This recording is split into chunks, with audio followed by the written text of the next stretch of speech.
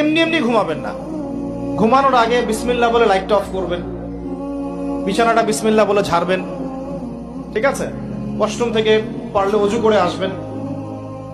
মশারি দিচ্ছেন, lights off করছেন, পাত্র যেগুলো আছে সেগুলো একটু ঢেকে রাখবেন বিসমিল্লাহ বলে, দরজা লাগাবেন বিসমিল্লাহ বলে। এরপর 3 বার পড়বেন সূরা ইখলাস একবার, সূরা ফালাক একবার, সূরা নাস একবার, পরে হাত একত্রিত করে ফু দিয়ে গা মাসাহ করবেন। এই কাজটা 3 বার করবেন। একবার আয়াতুল কুরসি পড়বেন, সূরা বাকারার 255 নম্বর আয়াত, আল্লাহু লা ইলাহা ইল্লা হুয়াল হাইয়ুল কাইয়্যুম, এটা শেষ পর্যন্ত। এরপর সূরা বাকারার শেষের 3টা আয়াত পড়বেন, লিল্লাহি মা ফিস সামাওয়াতি, এখান থেকে ফানসুরনা আলাল কওমিল কাফিরিন পর্যন্ত। তারপর ডান কাতে পাশ ফিরবেন, বলবেন আল্লাহুম্মা বিইসমিকা আমুতু ওয়া আহইয়া।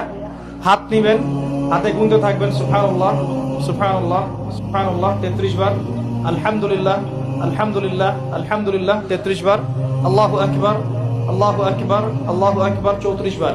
ঘুমিয়ে যাবেন। এখন যদি আপনি 6 ঘন্টা ঘুমান, আপনি নবী সাল্লাল্লাহু আলাইহি ওয়াসাল্লামের সুন্নত অনুযায়ী ঘুমিয়েছেন, প্রত্যেক ঘন্টা ঘুমানোর জন্য আল্লাহ আপনাকে নেকি দিবে ইনশাআল্লাহ। এমনি ঘুমালে নেকি হতো না, রেস্ট নেওয়া হতো।